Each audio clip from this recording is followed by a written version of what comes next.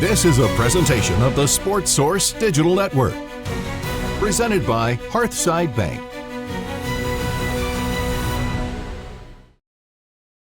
Is Newcastle a big club? We tell you next.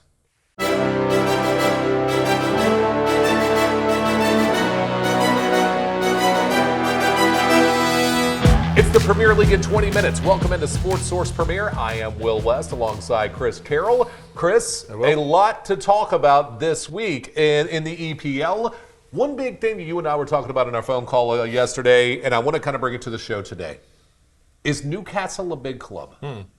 Big debate, because I think for those of us who are American, we look at it and them saying, 60,000 people in your stadium, place is always packed. It's, one team inside of that city. Friends of mine that have gone there have just been like, unbelievable atmosphere around Newcastle. It seems like they are a big club. They have Saudi backing right now. Yeah. To you, is Newcastle a big club? Yeah, absolutely. And it's the age-old debate.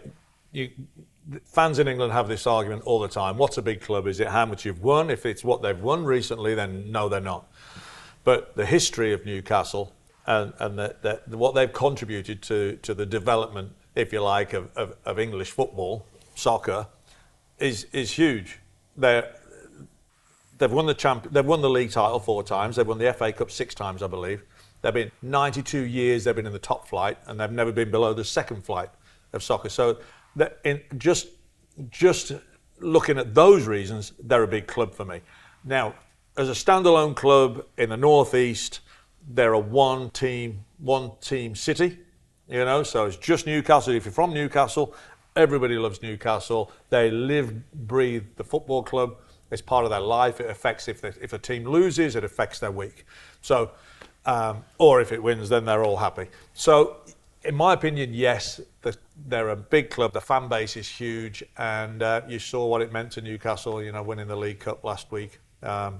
Massive. I think it's a big club. Yeah, look, for me, we talked about this years ago with Aston Villa, right? Maybe half decade ago, and they're in the championship, and I'm thinking, man, that is a big club. It's a Birmingham, big city, massive stadium, right? Like massive following and fan base that are rabid and incredibly loyal with the supporter base they have. And I kind of looked at that and was like, I don't understand why they're not a big club. And you kind of went through financially, here's what happened with them in the past, and before we had access to English soccer here in the States. And it made a lot of sense to me, but I still thought, well, maybe it's not a big club right now, but that's a big club waiting to happen, right, at Aston Villa. Is Newcastle, where are they? Because I think we in the States look at them and say big club. Massive stadium, huge fan following, especially with where they're at. Financial backing, they have all of those things right now. And so even though, the first dozen years that we had English football here in the States, they weren't very good, and they were really in danger of being relegated at all times, it seems like. I always have thought Newcastle is a big club because it just looks like a big club. Yeah, it does look like a big club. However, I would probably take the massive stadium off the table because, yes, it helps with project the image, but fans are more concerned about passion and the team and what they're winning as opposed to a stadium. I've never heard a group of fans going, we need a bigger stadium, ever. Yeah. Ever. Only the owners. Fans would much rather have a smaller stadium, win the league every year. Yeah. They don't care about the big stadium. The owners do, the concerts and all that. No one cares about if their stadium has Taylor Swift in the summer. Nobody, not at all. So they do have a big stadium, but that's not the be all and end all. They're just the passion, the history. Villa, one of the original teams in the league, winning over the decades and decades, European champions. Won the European Cup. Villa did, and they've just always been around. They've always been near that top tier. What do you think, finally breaking through, Newcastle winning a cup? Yes, it's League Cup. What does that mean, do you think, to that fan base that's been so passionate through the ups and downs? Yeah, I think you've seen what it means to them. It's everything. Anyone who says the League Cup doesn't matter is either, with all respect, Liverpool, Man United, or Chelsea fan, or Man City fan now. Yeah. Because they just have bigger fish to fry in winning the league and going in the Champions League. A few weeks ago, we talked about what the FA Cup, League Cup meant are they important? And out of the 92 professional clubs in England, Four of those probably don't care about the League Cup because they're all, like I said, chasing bigger things. Everyone else, they got 2 opportunities to win a trophy. As a Wolves fan, they're long shots. You've got the FA Cup and the League Cup, and they're both long shots. So if you win one of them, to get a chance of winning one of them is rare. To do it, it's massive. Those fans, they're talking about building statues already, which I think is a bit over the top, but it's huge for those fans, yeah. All right, so does that mean then, when we look at what Newcastle's been able to do since the Saudi money's come in, I look at what City's been able to do since the money from Abu Dhabi's come in. Yeah. Does this mean that maybe there's a lot of acrimony about foreign money coming into the EPL and how bad it is for the league? Does this maybe prove that, not necessarily. Foreign money can be a very good thing for English Premier League clubs. It's not a bad thing. And no fan would ever say, no, we don't want that money, because you look at Chelsea. Well, I mean, and again, what's foreign money? Is US money now foreign money as well? Yeah. In which case, there's foreign money all over the place. I think there's 4 English clubs in the Premier League, English-owned clubs in the Premier League now.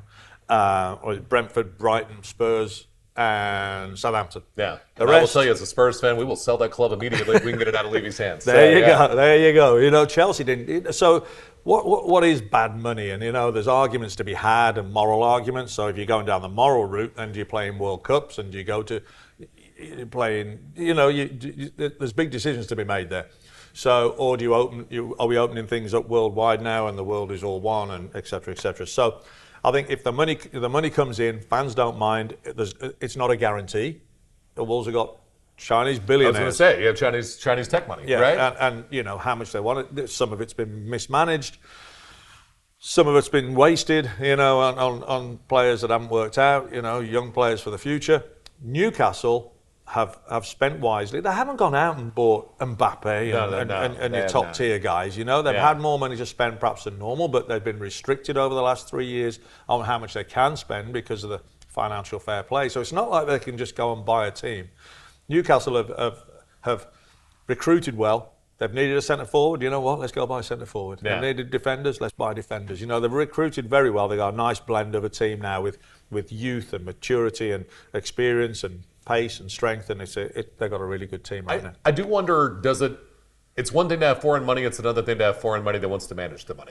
And I think that becomes the issue at times, because you look at City, Abu Dhabi Wealth Fund doesn't seem particularly interested in it becoming their fantasy club that they get to play with, right? Like, it's not a toy for them. Whereas Chelsea seems like, for their current ownership, that's a toy that they get to play with, right? And they want to manage it themselves and make the calls themselves.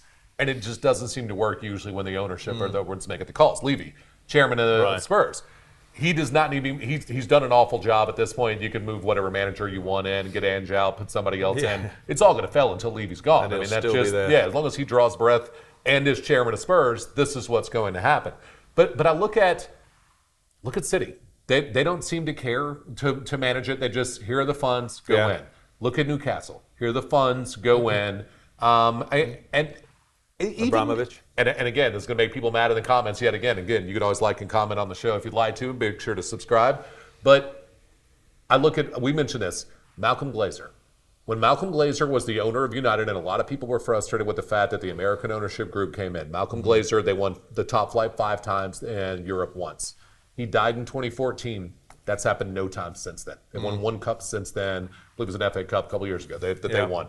That's it. That's all they've won since the kids have taken over. Right? So there is you can have foreign money and it go incredibly well for you, but the biggest key is that foreign money needs to not think they know more than they know. You know what I mean? They need to understand, I'm going to bring quality people in who are going to run this club, and I'm going to give you the funds that use this as for the funds that you need to be able to build the club that you want, because the Premier League is the richest league in any sport in all of the world. So the money's going to come. I don't need to have to stand over your shoulder telling you what you're going to do with that money.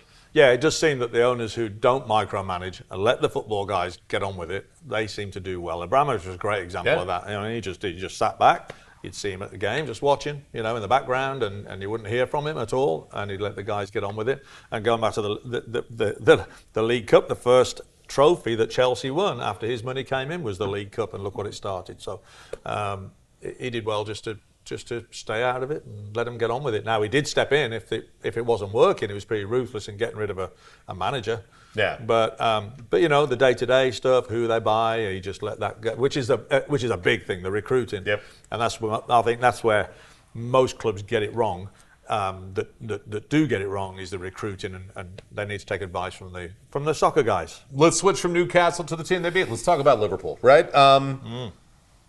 How concerned are you right now for Liverpool? So I look at Liverpool, and we talked about this a couple of weeks ago. Are they wobbling, right? And I just don't. And I thought, I don't know that they're wobbling, but there's a new question that's been asked this week at about a half dozen different publications that I've seen.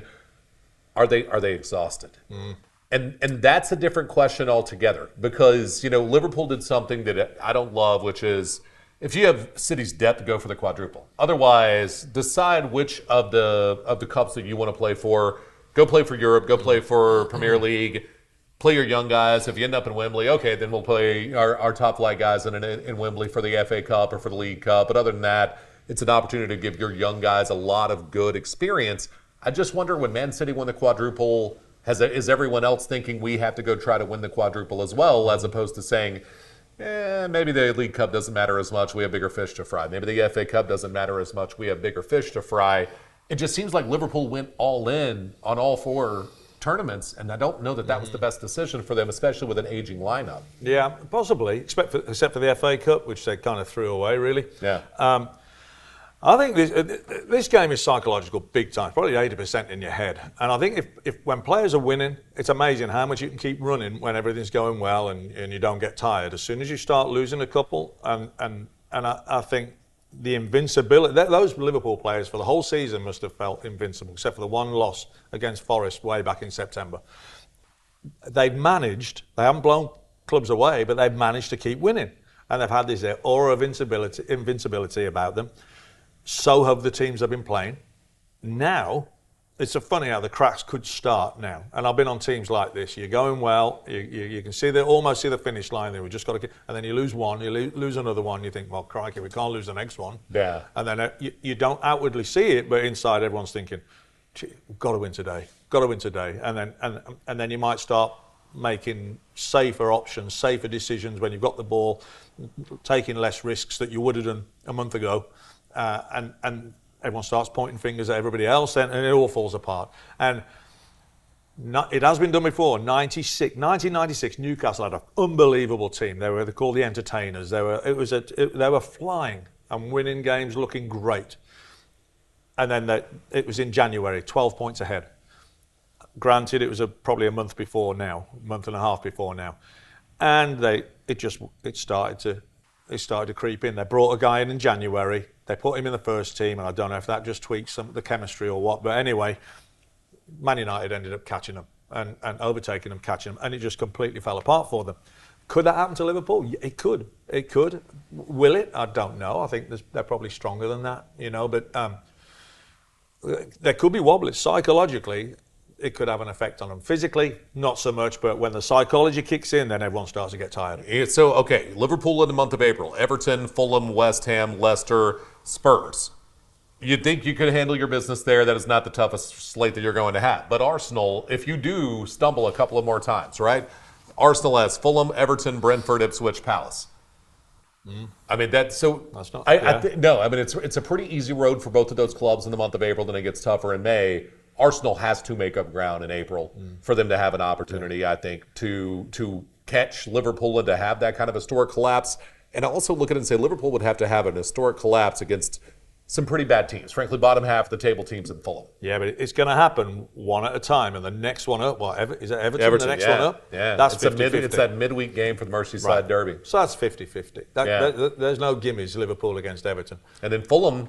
That's a really good club right now. So when you lose to Everton, which they could quite possibly do, then the wheels are starting to go. Then the doubts really creep in. Yeah, I will say, for on the record, I think Liverpool's fine. I think they'll be okay. But I will say, with as easy as Arsenal's road the rest of the way in, they need to be okay. Maybe I think they'll be strong enough. Maybe a little time off during the international break won't necessarily hurt things for most of those players. Sure. All right, so it is the international break at the time of this recording, Chris. I have been asked this question no less than 25 times by people here stateside. how far can Pochettino take the U.S. men's national team? Can Pochettino win the World Cup with the U.S. men's national team? And then I scoff and say, well, no, of course not. And everybody, well, why not? I thought this guy was great. I thought you loved him. Again, as a Spurs fan, and for me, since we've been watching Spurs in the U.S., there were no glory days outside of Pochettino's glory days. But I just, every time I have to explain to them, no. So what I have said over and over again to American fans, I think Pochettino can get you over the hump and get you to the final 8. And maybe even if everyone seems to be healthy, which most U.S. players aren't, a lot of smaller guys, maybe even into the Final 4, that would be the absolute ceiling, and you'd probably need some luck to get there. Yeah, I agree. I think 8 would be the go. I think States got, last 16 in 2002? Yep. And I think last 8 would be realistically, you want to go the next step. You want to beat what you've done before. So I think 8 could be realistic on a really good, in a good tournament for the States, say them, us. And that's keeping everybody fit because the depth isn't there. No, so you only need to lose a couple of players and then and it's a long tournament. U.S. has better talent than they've ever had as far as the number of players who are playing in Europe, right? So far better talent than they've ever had, but they don't have the depth. I wonder this. We are in an age where we have seen, and again, it was my club that did it, players complaining that they were pushed too hard during international breaks. And or during international play, and you need to save it for the clubs, and mad that some guys went back to Argentina to play in the international break instead of staying here and resting. Pochettino's going to push his team. Pochettino, for him to be successful, you're going to press high for 90 straight minutes. And I do wonder what kind of legs you're going to have in the build-up to getting to the next World Cup. How much can he legitimately install his system with the current kind of complaining players the U.S. men's national team has? They're never healthy. One of the issues that Spurs was he made them train too hard. You have a lot of guys who have complained about past managers in U.S. men's national team training them too hard during international breaks. I wonder this next World Cup, is that going to be quick enough for Pochettino to really be able to change the culture and to install what he wants to install? I think he'll install what he wants to install, and I think the players have got to get over it and just get on with it if they want to play at the top level and top international level, which is the absolute That's elite. true. He's left clubs after club because he wasn't going to change what he does. Right. So he's going to do it his way. Now, so they're on board or they get out. The concern I have is that just getting the top tier manager or coach doesn't do it. They've tried it before with Klinsmann. Everyone thought, great, Klinsmann's going to... It runs deeper than that. Then went to Beerhalter after Klinsmann, or there's somebody in between them. But it didn't work before. I honestly think that the States hits a ceiling. It runs way deeper. It runs culturally. The structure of the football, soccer in this country is completely different to the way it is around the world. It's just not in the blood, and it's not anybody's fault. How many people watch the MLS final on television, and how many people watch the Super Bowl? That tells you that tells you everything, you know. And it's not on population. How many was there? 350 million in the States. I think there's 4 million people live in Croatia. You know, so it's not a population thing. It's a cultural thing, and it's how soccer is developed in this country. You want your best. You want your youngest players playing in the best leagues with the best players as soon as possible. And that doesn't happen here. It's starting to. More players are going over to Europe now at a younger age and playing in those leagues, but there's not anywhere near enough at the moment to make a lasting and a big impression on a world level. And on their day, 11 players from the States can probably beat anybody, but can they sustain it through a tournament? Doubtful. And again, culturally, you're right. We don't see just in the middle of squares. You don't have people in Market Square. Right. Here in Knoxville, where we are right now, just playing soccer and a kid's kicking a ball around. Doesn't happen. Will you see them if you go to a park? Will you see someone throwing the football around, American football around? Every single time you go to Lakeshore Park, you're going to see that. So it's just one of those things. So you're right. It is. Culturally, it is, even though it's growing, it has not grown to that point where it's ingrained in the culture like it is through Europe, Africa, Asia, the Caribbean, you know what I mean, South America. No, it's not. And it is growing. Steps are being taken, and it's good now that MLS teams have academies where they're having the kids go and they're nurturing their own players. But every team in the Premier League has an academy pretty much. But you only get, it's often said, how many homegrown players do you get make it into the top teams in the Premier League?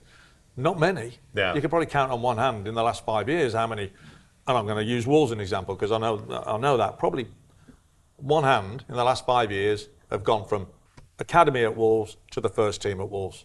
What's happened to the rest of them? Not good enough. So and that's on the top leagues.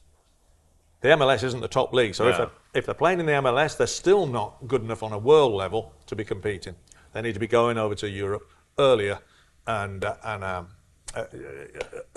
more numbers. And we don't necessarily have the system in place to identify that talent young enough, in most cases, I don't think, for them to be able to do that. No, it's fractured, yeah. There's so many different leagues and organisations and what have you that are trying to it keeps changing in the States as well. So it's not consistent. You know what one league might think of players set up to nurture a player. There's another league doing it differently over here, or an organisation.